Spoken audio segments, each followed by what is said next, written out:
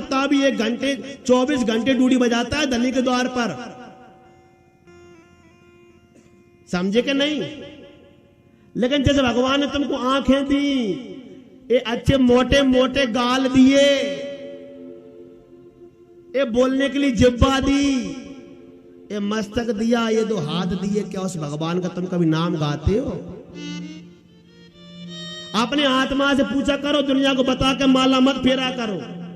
एक माल और एक माला ये दुनिया को बता करके नहीं फेरे जाते। ना माला किसी के सामने गिनी जाती और ना माल किसी के सामने गिना जाता। और अगर माला माल होना है ना, तो माला माल में कितने अक्षर है? कितने अक्षर है? 4। तो पहले 2 अक्षर कौन से हैं? माला। पहले माला लो, पीछे माल आता है। और तुम अगर लोटन से माला माल होने में आ रहे हो, जब बाद में ताली बजा दो ने।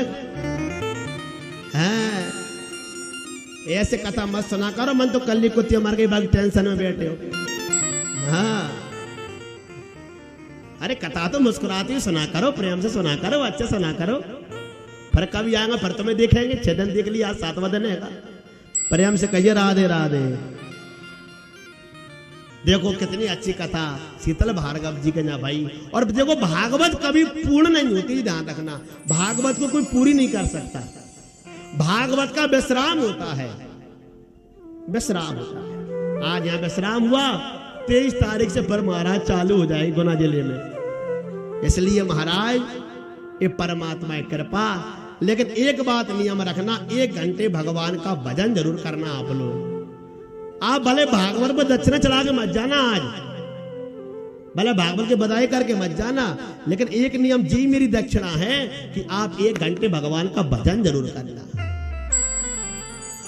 क्योंकि जब तुम रात को सोया करोगे ना, तो तुमको याद करेगा, हाँ यार आज तो मैंने भगवान का भजन कर लिया। कि जब तक है जिंदगी फुर्सत न होगी काम से, कुछ समय ऐसा निकालो प्रेम कर लो राम से। आपको मालूम है दुनिया में कितनी गंगा है? कितनी गंगा है? 1 के 2? दुनिया में 2 गंगा है। एक गंगा वो है जो हरिद्वार में बह रही है, और एक गंगा वो है जो इस समय सियारोल में बह रही है महाराज। एक गंगा वो है जो हरिद्वार में बह रही है, एक गंगा वो है जो वर्तमान में सियारोल तलेटी में बह रही है।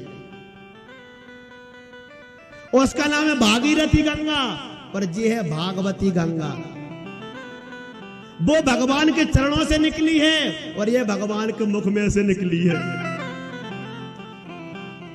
निकली है कि नहीं निकली? श्रीमद् भागवताख्योऽयं प्रत्यक्ष कृष्ण एव ही। भागवत स्वयं भगवान का रूप है। उस गंगा में जाने के लिए टिकट लेना पड़ेगा, समय खर्च करना पड़ेगा, परेशान होगे, ठंड में नहाना पड़ेगा, ठिठुर जाओगे। लेकिन ये तो गंगा तुम्हारे घर में आई है महाराज, उल्टी बह के। और जो इसी में नहाने नहीं आ रहे, उनसे बड़ा मूर्ख तो दुनिया में कोई है ही नहीं है महाराज।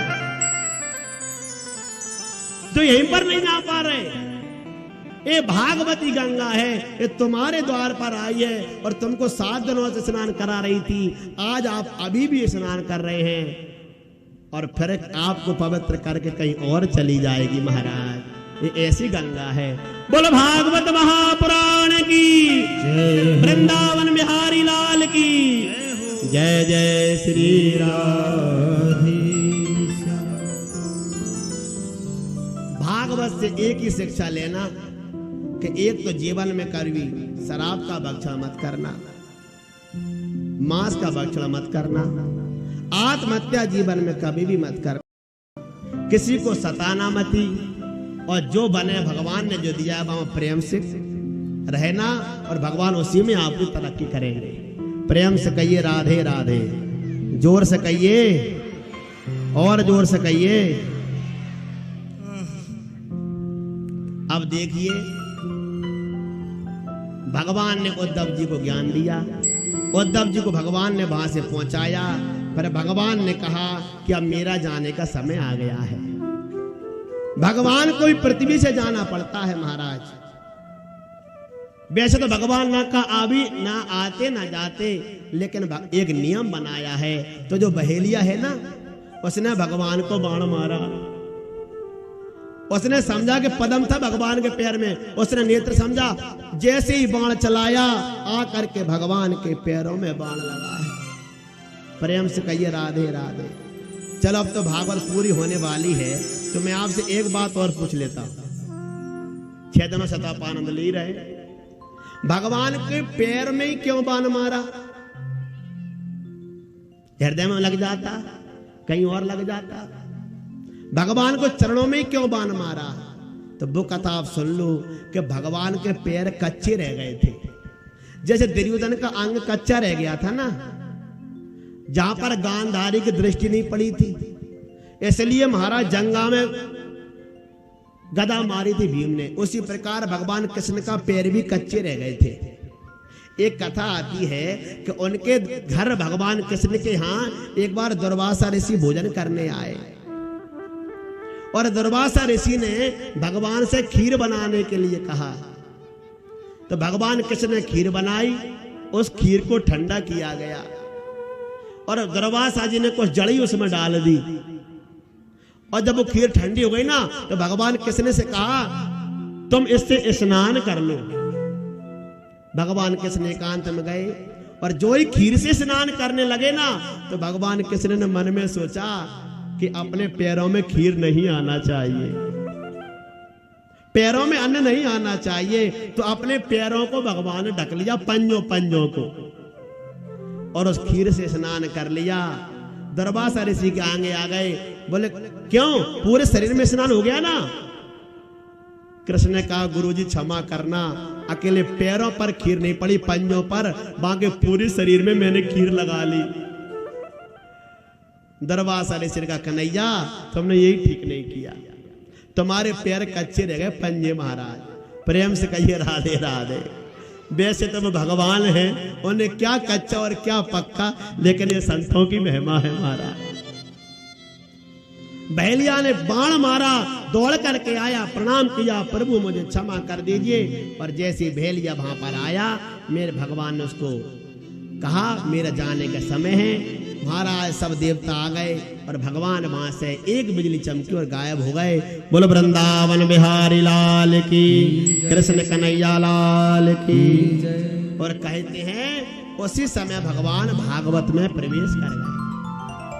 भगवान ही धर्म की रक्षा करने के लिए आते हैं, और ये जो भागवत है ये साक्षात भगवान वृंदावन बिहारी का रूप है। अगर कोई ये समझे कि भागवत में भगवान नहीं आए, अरे भैया ये भागवत भगवान ही तो है, अपन नहीं गाते श्री भागवत भगवान की है आरती। ये भागवत स्वयं भगवान का रूप है। भगवान वहां से गए हैं, इसके बाद में कहा सबको लेकर चले जाना। तो कहते हैं पुरुष समय बड़ा बलवान है, पुरुष नहीं बलवान। भीलन लूटी गोपिका बे अर्जुन बीबान।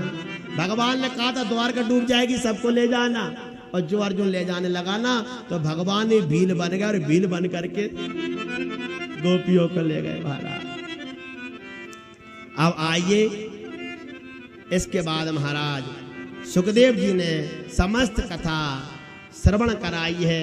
मार्कंडेय ऋषि ने जो ज्ञान माया देखी, समस्त कथा सुनाई, और सुखदेव जी ने परीक्षित को पूरी भागवत कहने के बाद में पूछा क्यों भैया परीक्षित, आप तो मरोगे क्या? परीक्षित से पूछे सुखदेव जी ने, तो मरोगे क्या? अगर कोई आपसे पूछे तुम मरोगे तो क्या कहोगे तुम? क्यों? अगर कोई आपसे पूछे कि तुम मरोगे क्या, तो तुम्हारा जवाब क्या होगा?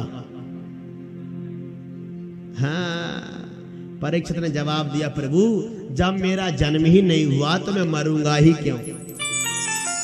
ये परीक्षित को आभास हो गया भागवत सुनने के बाद कि जो जीव है ना ये नित्य है महाराज। जीव नित्य के कारण रोबा। राम जी ने यही तो ज्ञान दिया था बाली की पत्नी तारा को कि जीव कभी भी मरता नहीं है, जीव अमर है, इसलिए जी अमर कथा है। जो व्यक्ति को अमरता का ज्ञान करा दे। परीक्षित से प्रश्न पूछा और फिर सुखदेव जी महाराज वहां से महाराज अब विदा होकर के गए हैं। अब आपके लिए हम संपूर्ण भागवत श्रवण करा देते हैं। पर जन्मे जब फिर परीक्षित राजा बैठ गए महाराज आसन लगा करके।